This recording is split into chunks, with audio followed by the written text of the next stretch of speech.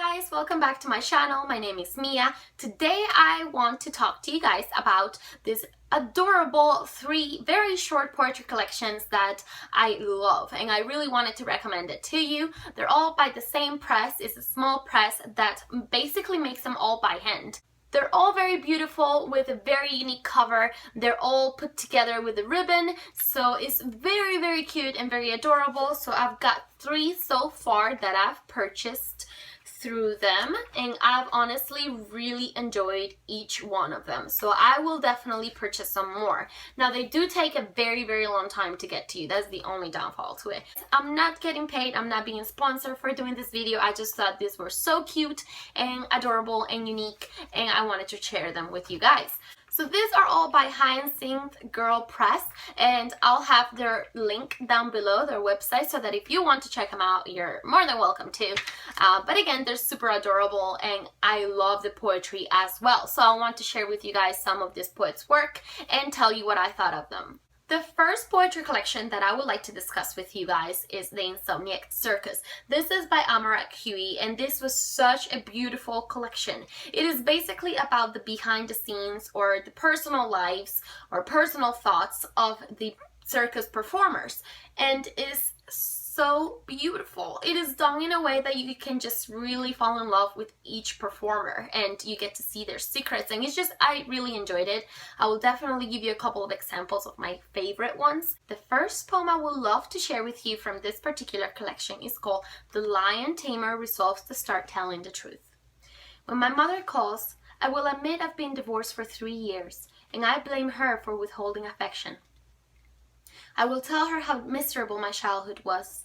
All asphalt playgrounds, chain link fences, broken glass, trash can lids like shields, when the rock throwing fights broke out. I will tell her we lost 3 pregnancies, and I was secretly glad each time. Truth to everyone, that's the new me. I will call lousy coffee as I sip it. And yes, that dress makes you look fat, incompetent, and evil in a certain light. If I'm having a lousy day, you'll know. I might tell you about the blood in my urine, my internet porn addiction, and why I drink so goddamn much. But it's not all bad, because with all this shit comes the courage to confess to a certain woman in a certain city I've never forgotten that wise scar on her lower lip. Summer night warmth of her breath, skittery touch of her fingernails. It is her name I whisper each night on bended knee, my neck bowed, teeth almost tender against flesh. The secret is pretending you are not vulnerable. Another poem that I loved from this collection is called The Unicyclist Wonders If He's Found the One. Eventually, you grow weary of pretending not to care. You lie in bed, bruised, unable to touch yourself, wondering, what if you never fall again? Sore ribs are the least of it, the heart murmur that kept you out of Desert Storm. Though you've weathered plenty of hurricanes, floods, the collapse of every tower you ever built, slow sound of crash and crash and crash, the folding in, the rubble left behind, always the leaving, the mouthy, hot and violent freestyle farewells, the family that burned, the family that stayed. You sleep for 12 years through 30 states, wake to find your body is covered by snow, and in the snow is a hole shaped like an angel. And the last poem I'll share with you from this collection is called The Clown Fishes for a Compliment. Does this grease paint make my face look pale? Do these enormous shoes make my feet look fat? Does lightning slide sky from ground? I learned early the earthen taste of laughter. This faltering flutter and quick step, sexless tango of childhood spent dodging bottles, picking strawberries for a nickel a peck, rescuing stray animals. I was one of those kids, convinced at being adopted, orphaned, discovered in a peach basket on a dirt road. My gypsy blood a forever secret, mystery in my veins, nothing funny about it. You probably think I'm hiding in this costume, this green polka dots, this orange wig a disguise for the kind of illumination you can't cover up. The thinner and straighter the wound, the longer it takes to heal.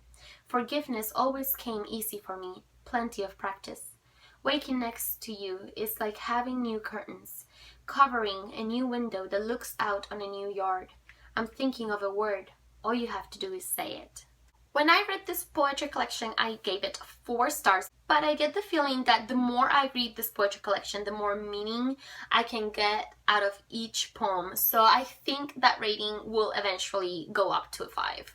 The next collection I want to discuss is called The Exhibit, and this is by Lauren Eggert-Crowe. And this was pretty creepy and interesting and just fantastic. I'll tell you what it says on Goodreads on the description part of it, because I think it's a perfect description and why change it. This poetry collection is of emphatic prose in which the speaker wanders through bizarre art exhibits, part lucid dreaming instruction manual, part breakup in a haunted museum. So that's the perfect description for this poetry collection. Now let me read to you a couple of my favorites. Now, none of the poems in this poetry collection have a name. This is what the inside of the pages look like. So they're not named. This one is page number 9, and I just really enjoyed it. So, the exhibit is a lightning storm. You walk into it thinking you will die or learn something. Behind each curtain is a word that feels wrong on the tongue. On this body, see how the false tongue protrudes. No one knows why. Here is the dry corn silk hair. Here is the nasal walnut huff. Underneath the scapula, a curled child. He didn't mean what he said. Underneath her hair, the skull is a generous orange. Words on ribbon, another child on the chest. Lengthy forms of punishment. Underneath the blue shawl, her hands fold. Underneath those, no one has seen. Here is the release of the temporal hold, signified by clay beds, a comb, braids of fiber, blackened skin shines underneath the glass but does not reflect. You assign meaning to texture. At the end of the storm, you fit the words together and they wash out in the rain. Another one that I really enjoyed. You've been to this exhibit more than once. Does it change? When you were skinnier, you kissed someone here. 3 years later, to the day, you kiss another and you are backwards. You are under the rock. We are waving between white poles. We are tangled in bitter pasta. You say you'd rather look at us than the light. That's good. When the camera snaps, look your saddest. It matters. This exhibit is an experiment in form of reshaping. See photographs, folded photographs. In the exhibit, time happens. Other things happen too, but we aren't really paying attention.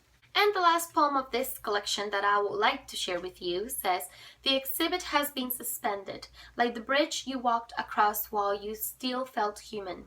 We don't know when the gate will open again, when the words will shake down their orange light, when we will learn what the exhibit wants to teach us. Now we stand outside. Now we can only look in opposite directions. Your straw hair, your long legs. The sign outside the exhibit says, she knows you more than you know her, and we both know it's true. When I read this poetry collection, I just really enjoyed the darkness of it and the mystery within it. So I gave this poetry collection 5 out of 5 stars. Now, the last poetry collection that I want to share with you is my favorite out of the 3. I just really enjoyed this poetry collection so very much, and I've read it a couple of times, and I just love it even more each time I read it.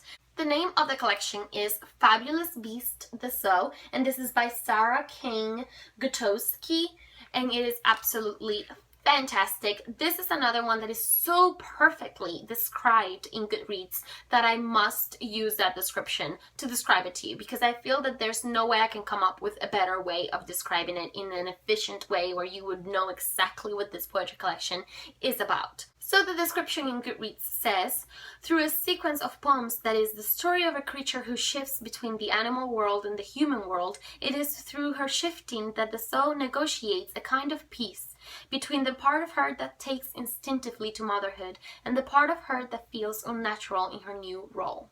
The mother moves in the dark. Depending on where she throws her weight, the soul may or may not create the dead, rolling over her young and crushing them. She has so little control over the grey body she wakes inside, with a groan each morning, such a burden, to be locked in flesh. Her breast hangs down in one long line of teeth, a nipple for each hungry mouth.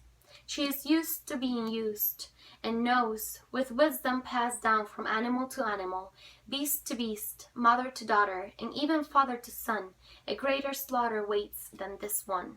I'll also like to share with you the mother cannot ask for what she needs.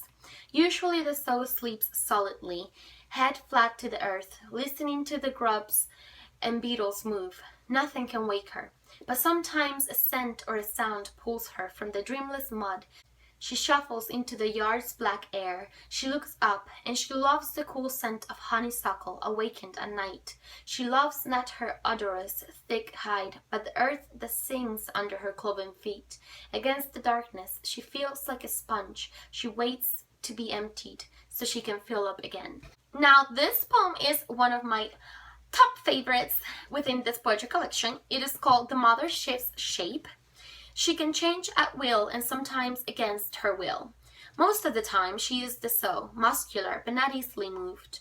Then the sky turns the sick green color of an approaching storm in summer, or the farmer's alarm clock chirrups at the wrong time, or the fire whistle shatters her sleep.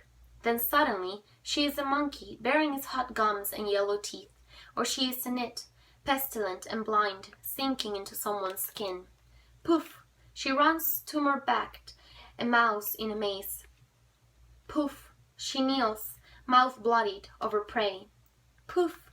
The cold Atlantic beats on her head as she leaves its rolling waves.